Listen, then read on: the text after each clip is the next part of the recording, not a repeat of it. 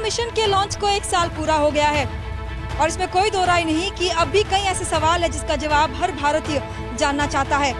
चंद्रयान 2 एक ऐसा मिशन जो कि भारत का सबसे महत्वाकांक्षी मिशन था। पिछले साल 22 जुलाई को GSLV Mark 3 M1 के जरिए श्रीहरिकोटा से इसका प्रक्षेपण किया गया था और सितंबर 6-7 के बीच में चंद्रमा की सतह पर इसकी सॉफ्ट लैंडिंग होनी थी, लेकिन ऐन वक्त पर कुछ ऐसा हुआ जिसके कारण विक्रम लैंडर की सॉफ्ट लैंडिंग नहीं हो पाई और काफी रफ लैंडिंग देखी गई, जिसके बाद चंद्रयान 2 मिशन का संपर्क इसरो से टूट गया। लेकिन अब चंद्रयान 2 मिशन को लेकर आई है बड़ी खबर, जानिए मेरे साथ।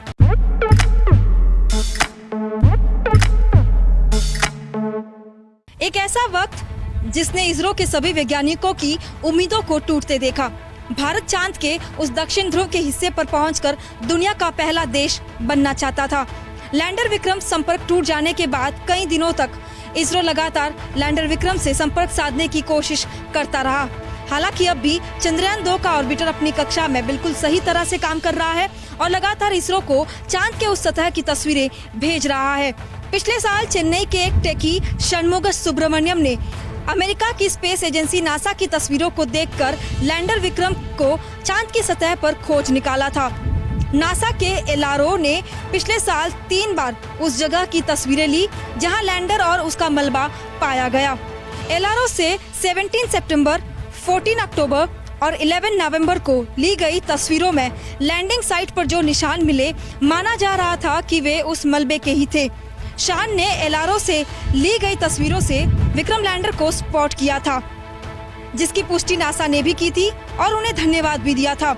एलआरओ की ताज़ा तस्वीरों में शान ने ही फिर एक बार ये पता लगाया है कि भले ही लैंडर विक्रम का सॉफ्ट लैंडिंग नहीं हुआ और रफ लैंडिंग हुई, मुमकिन है कि चंद्रयान 2 के रोवर प्रज्ञान ने एकदम सही सलामत चांद की सतह पर कदम रखा था, जिसके सबूत एलआरओ की ताज़ा तस्वीरों में देखे जा सकते हैं। January 4th image, I saw something like a bright spot which was not previously there in November 11th image, which was one used by NASA to say that the debris has spread around that particular area.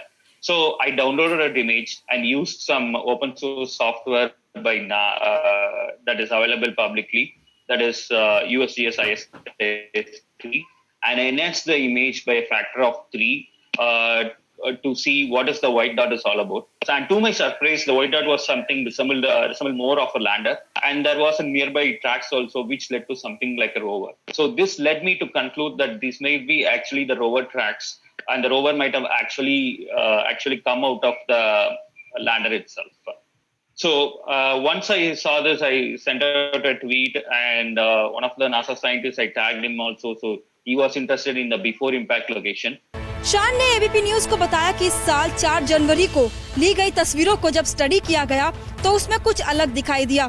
इस बार विक्रम से कुछ दूर पर कुछ और भी दिखा जो पहले से अलग था। शान का मानना है कि ये विक्रम के अंदर मौजूद रोवर प्रज्ञान था। उस क्षेत्र में मलबे के अलावा यह तस्वीर पहली बार देखी गई है। आपको बता दें कि विक्रम लैंडर जहां लैंड करने वाला था वह चांद का ऐसा हिस्सा है जहां रोशनी बेहद कम आती है। इससे पहले उस क्षेत्र की तस्वीरें एलआरओ ने जब ली तो रोशनी कम होने और सूरज के अलग एंगल की वजह से रोवर नहीं दिखाई दिया।